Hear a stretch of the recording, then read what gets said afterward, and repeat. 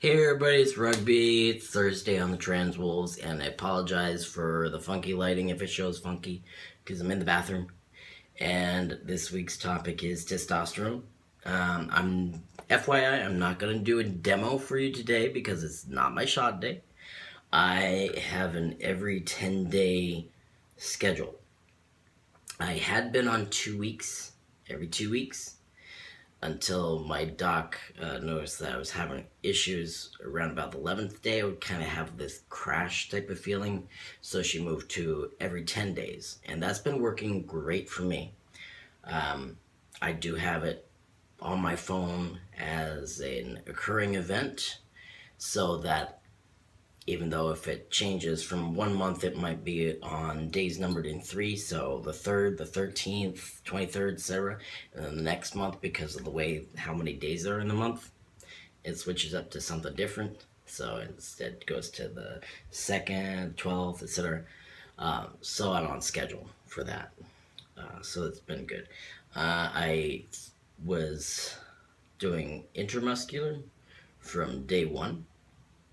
And I know I've said it a few times before, but I started T January 12th of 2012.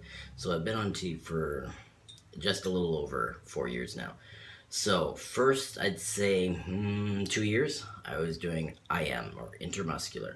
Long needle goes in the muscle. I didn't have a problem with needles or anything like that in terms of doing it myself. First shot I ever had was the nurse doing it for me, and she gave me a tutorial at the same time, and then she gave me the stuff with which to do it, and she said, come back for the next shot and I will supervise you, make sure you're doing it everything correctly, including your alcohol swab. And very important, even from that get-go, to make sure that you get everything nice and clean area if you can.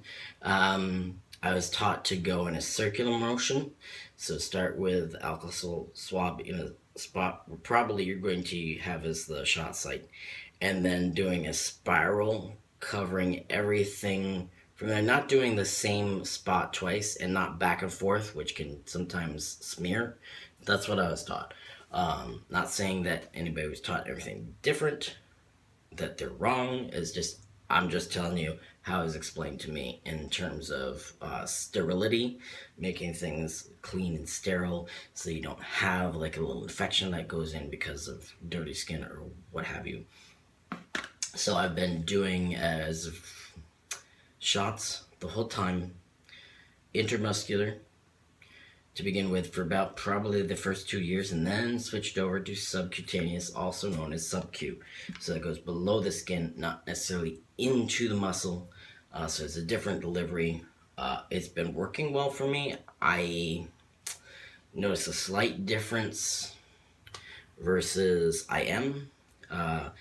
But I think subcutaneous, for me, it feels more evened out, if that makes sense. I'm sensitive to my body and paying attention to what my body needs anyway, so I'm very in tune with that. So just speaking only for myself.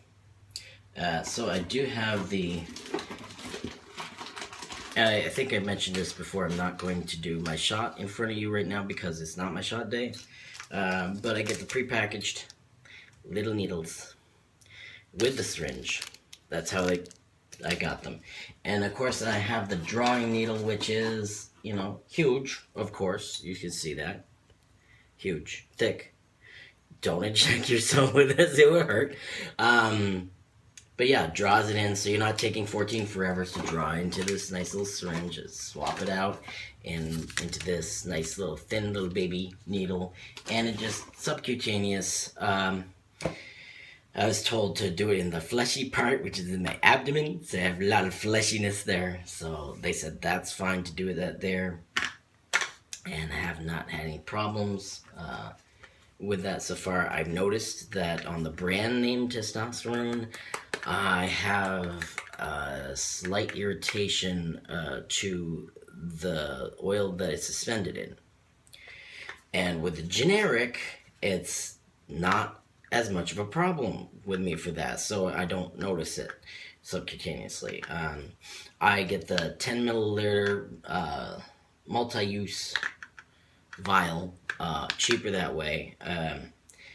Definitely check out that GoodRx app, because it'll pan down of like best rates of who has what, Walgreens, CVS, what have you, who has a great rate on this. Do it that way, because if you go use your CVS card, which I did last time, and the price jacked up, and it had been 70 before, and it boom went up to just over 100, and I said, wait a minute, not so much. So use a GoodRx app. Gives you a good beat on prices. Make sure that they do indeed take it at that particular location of the pharmacy that you're going to use. Obviously, make sure you don't get stuck with paying a higher price and say, oh, we don't take that. Really? Okay, so make sure for that beforehand. Yeah, so I just got my big old box of, syringes and such that I still have left over from Vermont, because I was prescribed a whole mess of them, so I won't need them for a while. That's pretty much what I gotta say about the testosterone. I've never used the gel. I know some guys who have used the gel, and so I can't speak anything on that, but I can speak on what I can speak on my own experience. So hope everybody's doing great, and tune in for the rest of the guys, and catch you later. Bye.